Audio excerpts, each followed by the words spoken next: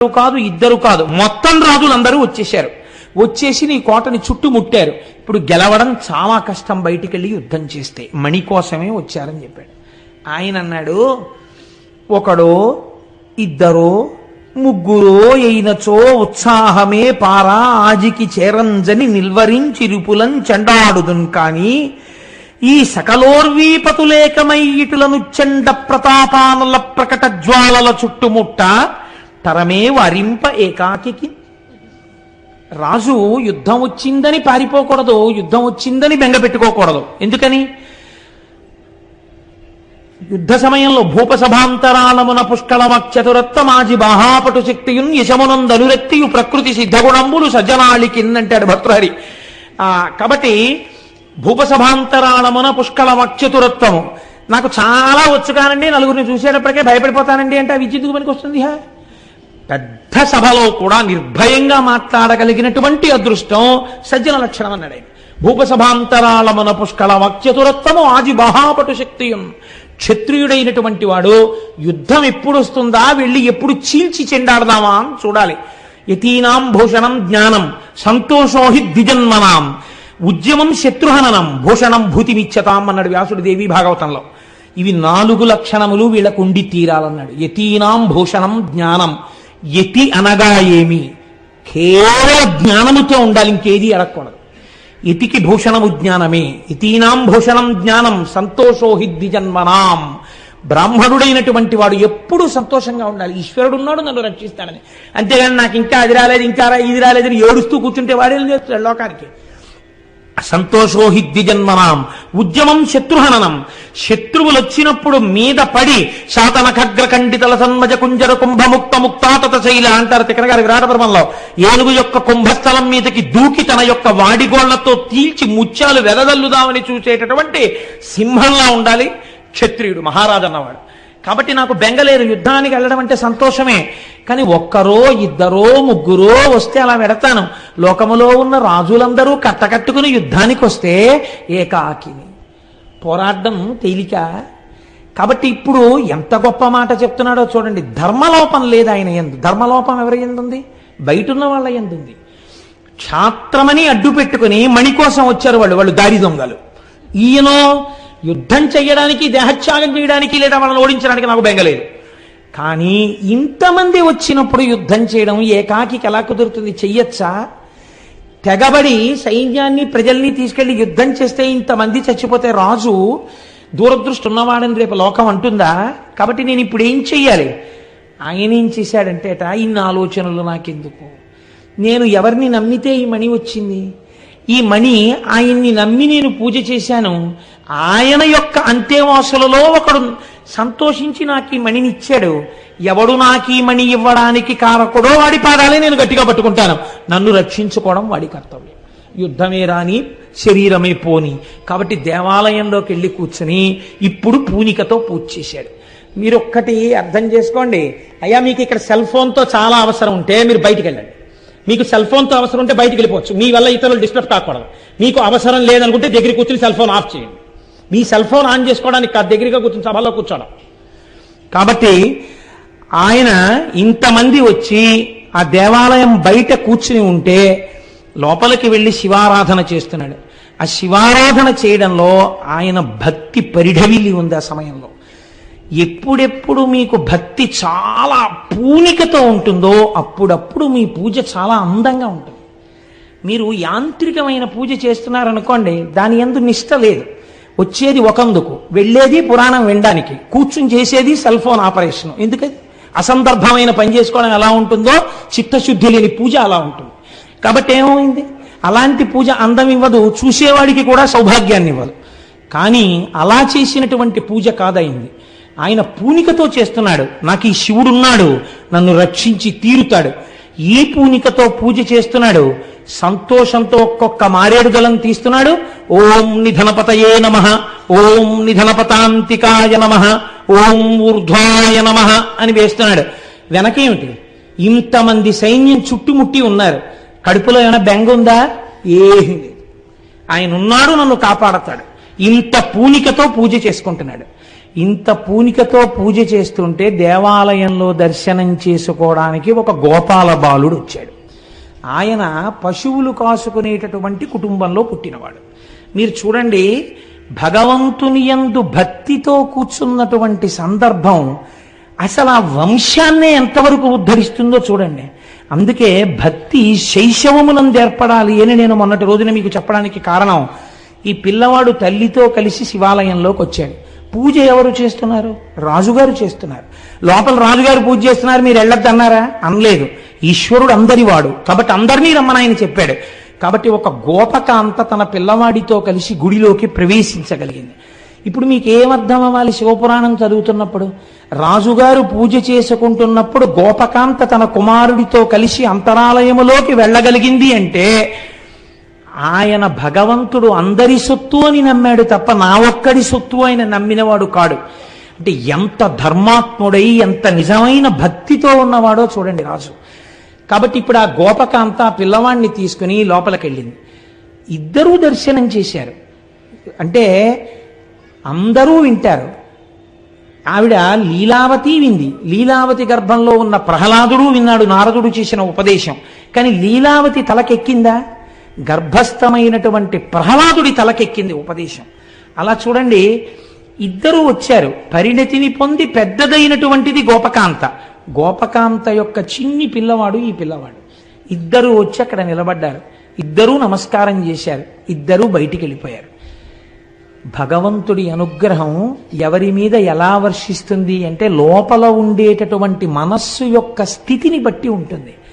ఇప్పుడు ఇద్దరూ దర్శనం చేసిన గోపకాంత మనస్సు చిన్న పిల్లవాడి మనస్సు అంతగా భగవంతుని యందు కేంద్రీకరింపబడలేదు. ఆ పూజ చూస్తూ పిల్లవాడి మనస్సు ఉప్పొంగిపోయింది. ఉప్పొంగిపోయి అబ్బా రాజుగారు ఎంత బాగా పూజ చేస్తున్నాడో నేను కూడా అంత బాగా పూజ చెయ్యాలి అనుకున్నాడు. వాడికి ఏమొచ్చు పూజ చేయడం? ఇంటికి వెళ్ళిపోయారు. ఆ గొల్లకాంత లోపలికి వెళ్ళి తన పని తాను చక్క పెట్టుకుంటోంది. పిల్లవాడిని విడిచిపెట్టింది. ఈ పిల్లవాడు ఆడుకుంటూ ఆడుకుంటూ ఎక్కడో వాడి దృష్టి అంతా దేని మీద ఉంది? రాజుగారు ఎలా లింగార్చన చేశాడో మనం అలా లింగార్చన చెయ్యాలి. ఇప్పుడు వాడు శివలింగం కోసం వెతుకుతున్నాడు అర్చన చేయడానికి. వాడికి శివలింగంగా ఏది కనపడింది? ఒక గుండ్రాయి కనపడింది. అక్కడ ఓ రాయి పడింది. ఆ రాయి వాడికి శివలింగంలా కనపడింది. వాడు వెంటనే రాతిని చూడలేదు, లింగాన్ని చూశాడు. వాడు ఆ శివలింగం అని అక్కడ పెట్టాడు. వాడికి ఏమొచ్చి ఇప్పుడు పూజ? వాడికి ఏమి రాదు పూజ. అందుకని అలా వెళ్ళాడు. ఆయన మారేడు దళాలు వేయడం చూశాడు. 4 చెట్ల ఆకులు పట్టుకొచ్చాడు. వాడికి శివ అనడం తప్ప ఇంకేమీ తెలియదు. నేను మీకు మొట్టమొదట చేసుకున్న విజ్ఞాపన ఇదే. ఇప్పుడు ఇక్కడ ఆచారం ఉన్నదని మీరు చెప్పగలరా? రాజు చేస్తున్న పూజ యందు సదాచారం ఉంది. గొల్లపిల్లవాడు చేస్తున్నటువంటి పూజ యందు సదాచారం ఉన్నదా? కేవల భక్తి ఉన్నది. అక్కడ భక్తితో కూడిన సదాచారం ఉన్నది. ఎక్కడ ఏ స్థాయిలో ఉండాలో ఆ స్థాయిలో ఉన్నాయి రెండూను. అందుకని ఒక ఆయన మడిబట్ట కట్టుకునే అవకాశం ఉండి పూజ చేసుకుంటున్నాడు అనుకోండి, మీరు పరిహసించకూడదు. ఆయనకు అవకాశం ఉంది, చక్కగా ఓ మడిబట్ట కట్టుకుని పూజ చేసుకుంటున్నాడు. నీకు మడిబట్ట కట్టుకునేటటువంటి అవకాశం ఆ రోజు కలగలేదు. ఇంటి నిండా మనవలు ఉన్నారు, వచ్చి ముట్టుకుంటున్నారు. నవ్వుతూ హాయిగా సంతోషంగా పూజ చేసుకో. చిన్నపిల్లలు ఈశ్వర రూపంలో నన్ను తాకారనుకుని పూజ చేసేసుకో. అప్పుడు నీకు సమస్య లేదు. భక్తి యందు ఈ స్థాయి భేదాన్ని మీరు అర్థం చేసుకోవాలి. లేకపోతే అది అర్థం ఉండదు. అందుకే నేను చెప్పాను, రోగానికి పథ్యము మందు రెండు ఎలా అవసరమో కానీ భక్తి యందు మాత్రం ఒక్కొక్కసారి పథ్యం లేనటువంటి మందు సరిపోతుంది. ఎలా? ఆచారం లేని భక్తి సరిపోతుంది. ఇక్కడ సరిపోయింది. ఎందుకంటే ఆ పిల్లాడికి ఏం తెలియదు. అసలు తెలియకపోయినా ఈశ్వరుడు మన్నించాడంటే భవరోగం తీసేశాడు. ఎలా తీసేశాడు? వాడు ఆ గుండ్రాయిని అక్కడ పెట్టాడు. గుండ్రాయిని అక్కడ పెట్టి తెచ్చుకున్న ఆకులు తీశాడు. శివ శివ శివ, ముందు ఓం లేదు, చివర నమః లేదు. వాడు మడిబట్ట కట్టుకోలేదు. వాడికి ఏమీ తెలియదు. వాడికి అభిషేకం తెలియదు. వాడికి పురుష సూక్తం తెలియదు. వాడికి షోడశోపచారాలు తెలియవు. వాడి దగ్గర నైవేద్యం లేదు. కానీ వాడు ఒక్కొక్క ఆకు తీస్తున్నాడు, వేస్తున్నాడు. శివ శివ శివ అంటున్నాడు. ఇలా అంటూ ఉండడంలో వాడికి ఎవరు కనపడుతున్నారు కళ్ళల్లో? రాజుగారు మహాకాళలింగానికి చేస్తున్న పూజ ఇక్కడ కనపడుతోంది. ఇప్పుడు వాడి మనస్సులో వాడు అలాగే మహాకాళలింగానికి చేసేస్తున్నాడు. మీరు అనుకున్న పని, మీరు అనుకున్న కోరిక మీకు తీరగానే మీలో గొప్ప తృప్తి వచ్చేస్తుంది. ఆ తృప్తిలోంచి ఆనందం ఉద్భవిస్తుంది. నేను ఈ శివ పూజ చేసుకుంటున్నాననుకోవడంలో వాడు ఆ ఆనందంలో కన్నులు మూతపడిపోయాయి. పైకి నామం ఆగిపోయింది. కానీ ఆ పైన గుండ్రాయిపోయి ఇక్కడ వాడికి మహాకాళలింగం వచ్చేసింది. వచ్చేసి వాడు ఇక్కడ అర్చన చేసేస్తున్నాడు. అలా కూర్చుని స్తంభీభూతుడైపోయాడు. అంటే భావనా పరిపుష్టి చిన్న కారణం చేత ఒక పిల్లవాడు పొందేయగలిగాడు. మీరు తారతమ్యాన్ని గమనించండి జాగ్రత్తగా. ఇది లేని పూజ, ఇది పొందని పూజ ఎంత చేసినా నిరుపయోగమే. కాబట్టి ఇప్పుడు గొల్లవనిత బయటికి వచ్చింది. ఆ పిల్లవాడికి అన్నం పెడదామని వచ్చింది. అన్నం పెడదామని అమ్మ రావాలా? అమ్మ అన్నం పెట్టమ్మా, అన్నం పెట్టమ్మా అని పిల్లాడు తిరగాల? అది పిల్లవాడు తిరిగే వేళ తిరగట్లేదు. ఏమిటి వీడు తిరగట్లేదని అమ్మ వచ్చింది. కానీ వాడు అంతర్ముఖుడై కూర్చుని ఉండిపోయాడు. చూసింది తల్లి. ఏమిట్రా ఇదంతా, ఈ గుండ్రా ఏమిటి, ఈ ఆకులు ఏమిటి, ఏమిట్రా ఇదంతా అంది ఆవిడ. ఇప్పటికీ వినపడలేదు. చూడండి, ఇద్దరూ దర్శనానికి వెళ్ళారు. ఆయన పూజ చేశాడు. ఈవిడికేం కనపడుతోంది? గుండ్రాయి ఆకులు కనపడుతున్నాయి. ఈ గుండ్రా ఏమిటి, ఈ ఆకులు ఏమిటి అని అడిగింది. ఆయన మాట్లాడలేదు. ఏరా మాట్లాడమేమిరా అని చెప్పి భుజం బట్టి లాగింది. ఆయన బహిర్ముఖుడు కాలేదు. ఆవిడికి కోపం వచ్చింది. వీడు ఇలాంటి పిచ్చి పిచ్చి వేషాలన్నీ ఏవో మొదలెట్టాడు, ఇదో శివలింగం అని చెప్పేసి ఏదో పెద్ద ధ్యానంలో ఉన్నట్టు నటిస్తున్నాడు వీడనుకుంది ఆవిడ. ఆ గుండ్రాయిని తీసి విసి అవతల పారేసి ఆ ఆకులన్నీ కాలుతో తోసేసి ఇంట్లోకి వస్తావా రావా నా చెయ్యట్టుకుని ఒక్క లాగి రా అన్నం పెడతాను అని లోపలికి వెళ్ళిపోయాడు. అంతే కదండి. అంతకన్నా ఆవిడికి ఏం తెలుసు? ఆయన ఏ స్థితిలో ఉన్నాడో ఆవిడికి తెలియదు కాబట్టి చేయి పట్టి గట్టిగా లాగేసి వెళ్ళిపోయింది. పిల్లవాడు కళ్ళు తెరిచాడు. వాడు వెంటనే ఆర్తితో ఏడ్చాడు. దేనికి ఏడ్చాడు? అమ్మ లాగిందని ఏడవలేదు, తన్ను తిట్టిందని ఏడవలేదు. తన ఎదురుగుండా ఉన్న శివలింగం వాడికి కనపడలేదు. వాడికి గుండ్రాయి కనపట్టలేదు, శివలింగం కనపడుతోంది. నా చేత అర్చించబడిన నా స్వామి లేడిక్కడ, నా స్వామి వెళ్ళిపోయాడు అని బెంగ పెట్టుకున్నాడు. ఇప్పుడు వాడు తన స్వామిని పిలుస్తున్నాడు రమ్మని. ఎంత చిత్రంగా పిలిచాడంటే, అంతనయార్తి అయి హరహరాయని బాలుడు మూర్ఛనుందే. స్వామి ఎక్కడికి వెళ్ళిపోయావయ్యా, కనపట్టలేదని హరహరా అని అరుస్తూ వాడు స్వామి కనపడలేదన్న బెంగ చేత వెంటనే మూర్ఛపడిపోయాడు కింద. తన కోసం ఇంత పరితపించిపోయిన పిల్లవాణ్ణి చూశాడు. ఇది నేనన్నది మొట్టమొదట చెప్పిన ఉపమానానికి కారణం. అది మీరు బాగా ముందరి చెప్తే ఈ కోణాన్ని అందుకోగలుగుతారని. వెంటనే ఆ ఇంద్రియు అల్కతోడదని ఎచ్చటనో నిదురించే. ఈ పిల్లాడు రావట్లేదని ఆ గోపకాంత లోపలికి వెళ్ళిపోయి పాకలో ఎక్కడో పడుకుంది. అంత కాలాంతక సత్కృపన్ బుడుతుడల్లన కన్నులు విచ్చి చూడగా ఎంతయు వింత కన్పడియ హేమమయం బగు దేవలం బచన్. బంగారు కాంతులతో గోపురంతో ఒక పెద్ద దేవాలయం, వేరొక పెద్ద శివలింగం అక్కడ ఏర్పడ్డాయి.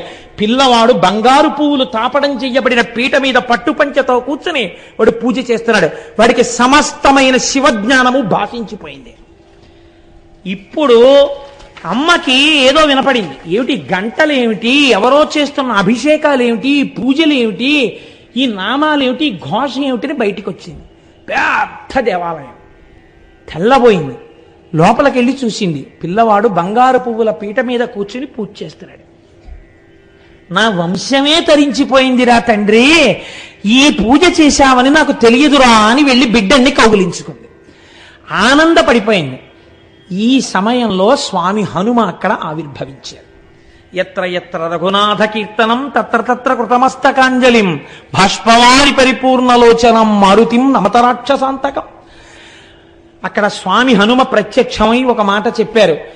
ఎవడు నొసట భస్మరేఖలను పెట్టుకుంటాడో, లలాటమునందు బొట్టు పెట్టుకుంటాడో, మెడలో రుద్రాక్షమాల దాల్చి ఉంటాడో, నాలుక చివర శివనామము పలుకుతున్నాడో వాడికి మోక్షము కరతలామలకము.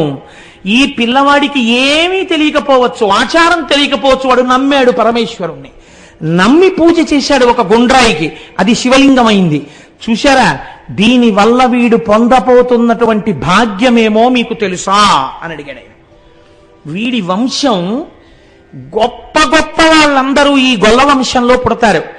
వీడు గొప్ప ఐశ్వర్యాన్ని అనుభవిస్తాడు. వీడి పేరు చిరస్థాయిగా ఉండిపోతుంది. కాదు, 8 తరాలు వెళ్ళిన తరువాత సాక్షాత్తు మళ్ళీ పరబ్రహ్మమే గోపాల బాలుడై ఈ భూమి మీద నడయాడతాడు. శ్రీకృష్ణ పరమాత్మకి తండ్రి అనిపించుకుని ఇలా చేతిలో కర్ర పట్టుకుని వస్తుంటే పరమాత్మ అంతటి వాడు గబగబా నాన్నగారు వస్తున్నారని ఒదిగి ఒదిగి నించుని నాన్నగారు ఇలా విప్పేసి చెప్పులు లోపలికి వెళ్ళిపోతే చెప్పులు చేత్తో పట్టుకుని పక్కన పెట్టి నాన్నగారండి మంచినీళ్ళు ఇవ్వనా అని ఓ పిడతతో నీళ్లు తెచ్చి నాన్నగారి కాళ్ళు కడిగి చేతికి నీళ్ళిచ్చి తాగుతుంటే నందుడి కాళ్ళు పడుతూ కూర్చుంటాడు పరబ్రహ్మం. వీడు నా కొడుకు అని తొడ మీద కూర్చోబెట్టుకుంటాడు పరమాత్మని. తెలియాలా? తెలియక్కర్లేదు. ఈ గోపాల బాలుడు చేసిన పూజకి 8 తరాలు ఇంత అనుభవించగా 8వ తరంలో కృష్ణ పరమాత్మకి తండ్రిగా నందుడు పుడతాడు. అటువంటి వంశం ఈ వంశం కాబోతోంది. నమ్మిన వారికి నమ్మినంతరా శివ పూజ. చూడండి ఎటువంటి స్థితిని పొందాడో ఈ పిల్లవాడు అని స్వామి హనుమ ఆ రోజున శివభక్తి విశేషాన్ని ఆవిష్కరించి వెళ్ళారు. అటువంటి ఈ వార్త ఊరంతా పాకింది. గొల్ల పిల్లవాడు పూజ చేస్తే శివలింగం దేవాలయం వచ్చాయి. ఏం ఆశ్చర్యం అని. ఈ ఆశ్చర్యంతో ఈ వార్త బయట విడిది చేసినటువంటి శత్రు సైన్యాలకు వెళ్ళింది. వాళ్ళనుకున్నారు, ఇది నిజమా? మన్ని భయపెట్టడానికి ప్రచారం చేస్తున్నాడా? నిజంగా అలా ఏర్పడినదైతే మాలో కొంతమంది ప్రతిదినం లోపలికి వస్తాం, స్నేహంగా మాకు చూపించమన్నారు. ఆప్తబంధువుల్ని కౌగిలించుకున్నట్టు కౌగిలించుకుని వృషద్విచిత్ర తల్పయోర్ భుజంగముక్తిక స్రజో గరిష్టరత్నలోష్టయో సుహృద్విపక్షపక్షయో తృణారవింద చక్షుషో ప్రజామహీ మహేంద్రయో సమప్రవర్తయన్మన కదా సదాశివం భజే. శంకరుణ్ణి నమ్మిన వాడికి శంకరుడు ఎలా ఉంటాడో అలాగే ఉంటాడు శంకర భక్తుడు కూడా. ఆయనకేం భేదాలుండవు, అందరూ సమానం. కనుక వాళ్ళని కౌగిలించుకుని లోపలికి తీసుకెళ్లి కూర్చోబెట్టి దేవాలయ దర్శనం చేయించాడు. ఒక గోపాల బాలుడు ఇంత భక్తి పరిపుష్టి కలిగినటువంటి వాడి రాజ్యంలో ఉంటే ఇంకా మిగిలిన వాళ్ళు ఎంతటి పరమ భక్తులో. మనమే లోపలకొచ్చి రాజు మీద చెయ్యి వేస్తే వాళ్ళు శంకరుణ్ణి హరహరా అని ప్రార్థన చేస్తే మన బతుకులేమవుతాయో, మన వంశాలేమవుతాయో. ఎందుకు వచ్చిన గొడవ? ఈ చంద్రసేనుడికి నమస్కారం చేసి మనం వెళ్ళిపోదామని రాజులందరూ వెనక్కి తిరిగి వెళ్ళిపోయారు. చంద్రసేనుడు హాయిగా రాజ్యం చేశాడు. ఈ రకంగా ఆ ఉజ్జయిని యందు మహాద్భుతమైనటువంటి దేవాలయము, మహాకాళేశ్వరుని యొక్క దేవాలయము ఆవిర్భవించింది. మీకు విచిత్రం ఏమిటో తెలుసా అండి? ఉజ్జయిని యందు ఒక చిత్రం ఉంది. సంవత్సరానికి ఒక్కసారి వర్షాకాలానికి ముందర పర్జన్యానుష్ఠానము అని చెప్పి ఒక అనుష్ఠానం చేస్తారు. వర్షాలు బాగా పడాలి, పంటలు పండాలి అని ఆయన దేవాలయంలో కూర్చుని అనుష్ఠానం చేస్తారు. ఇది పూర్తి అవగానే ఆకాశంలో నల్లటి మబ్బులు పట్టి వర్షాలు పడతాయిట. ఇప్పటికీ కూడా ఉజ్జయినిలో అంత గొప్ప ఆలయం. ఆ ఆలయం ఈ ఉజ్జయినిలో ఉన్నటువంటి మహాకాళేశ్వరుడు వెలిసినటువంటి ప్రాంతము కిందనే శంఖు యంత్రము అనబడేటటువంటి చాలా ఆశ్చర్యకరమైనటువంటి యంత్రం ఉన్నది అని పెద్దలు నమ్ముతారు. శంఖం దేనికి గుర్తు అంటే విజయానికి గుర్తు. అందుకే కురుక్షేత్ర యుద్ధం ప్రారంభం అయ్యే ముందు సంజయుడిని అడుగుతాడు ధృతరాష్ట్రుడు, ఏం చేస్తున్నారు మామకా పాండవాశ్చైవ కిమకుర్వతు సంజయ అంటాడు. ఏం చేస్తున్నారయా మా వాళ్ళు కౌరవులు అంటే, పాండవులందరూ శంఖాలు ఊదుతున్నారు అన్నాడు. మా వాళ్ళు ఊదట్లేదని ఇంకా చెప్పక్కర్లేదు. అంటే ఎవరు శంఖం ఊదాడో వాడికి విజయం కలుగుతుంది. శివార్చన యందు శంఖం ఊదుతారు. మనం అరుణాచలం వెళ్ళినప్పుడు అరుణాచల గిరి ప్రదక్షిణంలో మీరు చూశారు కదా, ఆ శివ కుటుంబం కొండ మీద కనపడుతున్న దగ్గర అయ్యా ఒక్కసారి శంఖం ఊదండి అంటే ఒక పావలా కూడా అరక్కుండా వాళ్ళు 2 శంఖాలు ఊతారు గట్టిగా. అంటే విజయానికి గుర్తు ఆ శంకర దర్శనం. కాబట్టి శంఖయంత్రం ఆయన కింద ఉన్నది. కాబట్టి మహాకాళేశ్వరుడి దగ్గరికి వెళ్లి దర్శనం చేసుకున్నవాడు ఎటువంటి విజయాన్నైనా పొందుతాడు. చంద్రసేనుడు పొందలా? అటువంటి విజయాన్ని పొందుతాడు. ఎటువంటి కోర్కెలు తీరుతాయి, అపమృత్యు దోషం పోతుంది. ఎవరికైనా అటువంటి ప్రమాదం ఉన్నదని బెంగపెట్టుకున్న వాళ్ళు ఉజ్జయిని వెళ్లి మృత్యుంజయ మహామంత్ర జపం చేయించుకుంటూ ఉంటారు, అభిషేకం చేయించుకుంటూ ఉంటారు. దేవి అవంతిక అని అమ్మవారికి పేరు. అమ్మవారి అనుగ్రహంతోనే ఆ పట్టణం ఏర్పాటైంది అని. ఇక్కడ ఉండేటటువంటి కాళికాదేవి ఒక కోటలో ఉంటుంది. అక్కడే ఆవిడ రాత్రివేళ పట్టణమంతా సంచరించి తెల్లవారేసరికి దేవాలయంలోకి వెళ్ళిపోతుంటే కాళిదాస మహాకవి వెళ్ళి తలుపులు వేసుకుని లోపల కూర్చుంటే తెల్లవారిపోతోంది. అంటే నాకు బాగా జ్ఞానం ఇవ్వాలి నువ్వంటే అయితే తలుపు సందులోంచి నాలుక బయట పెట్టమంది. తలుపు సందులోంచి కాళిదాస మహాకవి ఇలా బయట పెట్టగానే బీజాక్షరాలు రాసేసింది అమ్మవారు. తలుపులు తీసి అమ్మవారిని చూసి శ్యామలాదండకం చేశాడు అప్పుడే మహానుభావుడు. కనుక కాళిదాస మహాకవికి జ్ఞానమబ్బినటువంటి క్షేత్రము ఉజ్జయిని క్షేత్రం.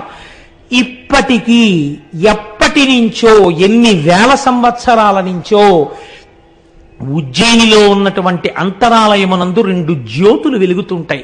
వాటిని రెండింటినీ అఖండ దీపములు అని పిలుస్తారు. ఆ అఖండ దీపములను కూడా మీరు జ్యోతిగా భావన చేయవచ్చు, జ్యోతిర్లింగముగా భావన చేయవచ్చు. కనుక ఈశ్వరుణ్ణి దానిలో మీరు చూడవచ్చు. చిత్రం ఏమిటో తెలుసా అండి? ఒక్క ఉజ్జయిని దేవాలయంలో ఒక చిత్రమైనటువంటి మందిరం ఉన్నది. దాన్ని భస్మ మందిరము అని పిలుస్తారు. అక్కడ ఆవుల యొక్క పేడతో మన పెద్దలు ఋషులు ఎంత గొప్ప నిర్ణయం చేశారండి. ప్రపంచంలో పిపీలికాది పర్యంతంలో ఏ జీవి విడిచిపెట్టినటువంటి మలమైనా దుర్వాసనతో ఉంటుంది. ఒక్క ఆవు మాత్రం గడ్డి తిని పేడ వేస్తుంది. ఆవు పేడ చేత్తో పట్టుకుంటే సువాసన వస్తుంది.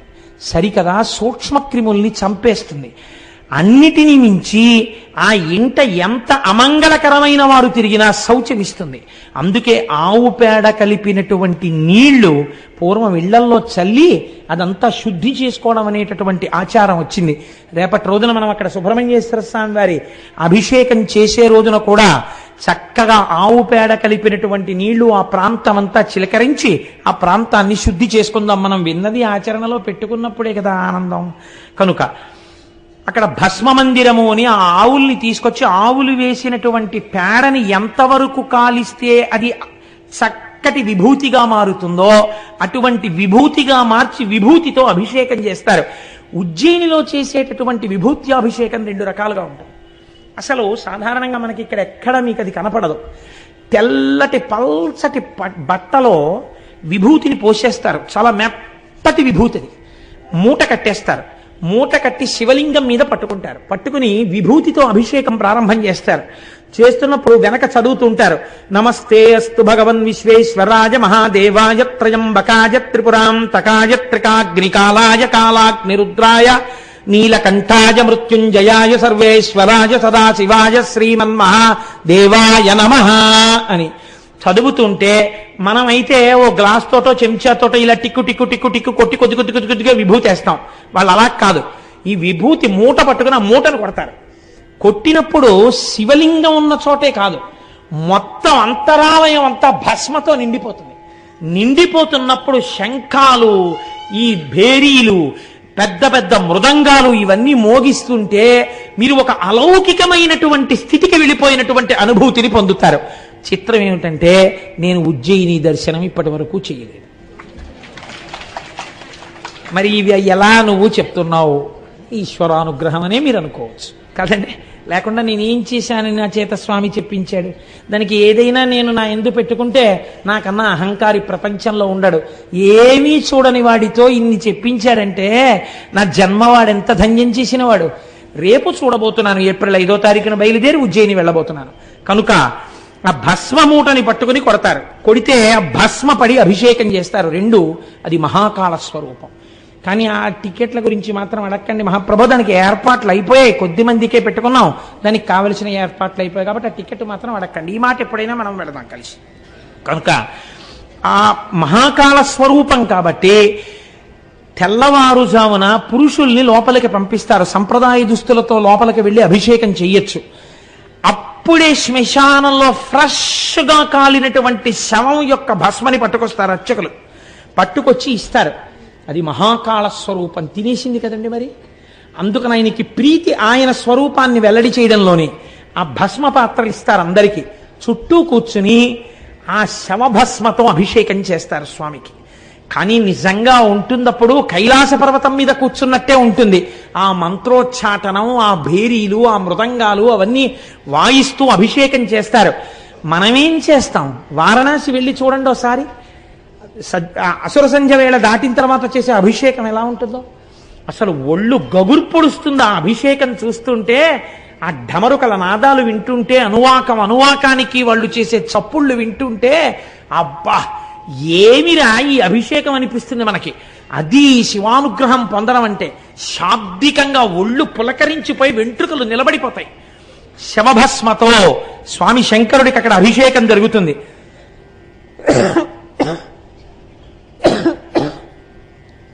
సాయంకాలం వేళలో, అసుర సంధ్య వేళలో మహాకాళేశ్వరుడికి చిత్ర విచిత్రమైన నీరాజనాలు ఎత్తుతారు. నక్షత్రహారతులు, కర్పూర హారతులు, జ్యోతి హారతులు, ఎన్ని రకాల హారతులో మంత్రోచ్చాటనాలతో ఎత్తి చూపిస్తుంటారు. దానికోసం ప్రత్యేక మహంతులు వస్తారు.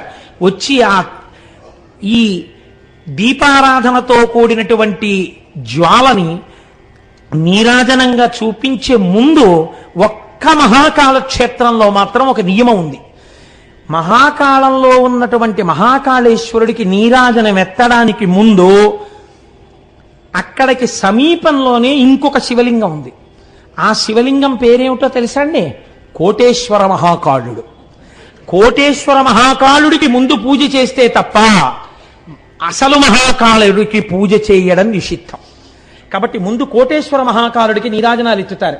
ఆయనకి నీరాజనాలు ఎత్తి తర్వాత ఇక్కడికొచ్చి ఇక్కడ నీరాజనాలు ఇస్తారు. మీరు కోటేశ్వర మహాకాళ దర్శనం కూడా చేయవలసి ఉంటుంది. ఉజ్జయినిలో ఏడాదికొక్కసారి స్వామివారు సవారీ పెడతారు. మనం ఊరేగింపు అంటాం. ఊరేగింపు కాదు, ఊరిరిగింపు. ఊరిరిగింపు అంటే వీడు ఎలాగో గుళ్ళోకి రాడు స్వామి, నువ్వే గుళ్ళోంచి బయటికి రా అంటే స్వామివారే ఓ పల్లకీలో కూర్చుని బయటికి వస్తారు. బయటకు వస్తే అలా వీధుల్లోకి వస్తారు. వీడు టీవీ చూస్తూ ఉంటాడు. పాపం వాళ్ళ ఆవిడ మాత్రం అర్ధకురాలు ఓ బెల్లంగడ్డ ఇంత బియ్యం పట్టుకెళ్ళిస్తుంది. పట్టుకెళ్ళిస్తే స్వామి ఆ పల్లకీలోంచే ఇలా చూస్తారు. వాడు రాడు స్వామి, వాడు అలా సీరియల్స్ చూస్తుంటాడు. వాడి పేరు కోటేశ్వరరావు. వాడు అదిగో లోపల ఉన్నాడు. వాడి కిందటి ఏడాది ఏదో సంపాదించాడు, ఈ ఏడాది ఇంకా సంపాదించాడు. వాడికి అహంకారం, అలాగే కూర్చుంటాడు. నువ్వు వచ్చినా రాడు. పోన్లే నేనే వాడి ఇంటికి వచ్చాను, వాళ్ళ ఆవిడితో బియ్యం పంపాడుగా, తన నీరాజనం బుచ్చేసుకుని ఇంత బెల్లంగడ్డ ప్రసాదం అవి ఇచ్చి లోపలికి పంపిస్తాడు. రేపు ఇదన్నా నోట్లో వేసుకోరా అని పంపిస్తాడు.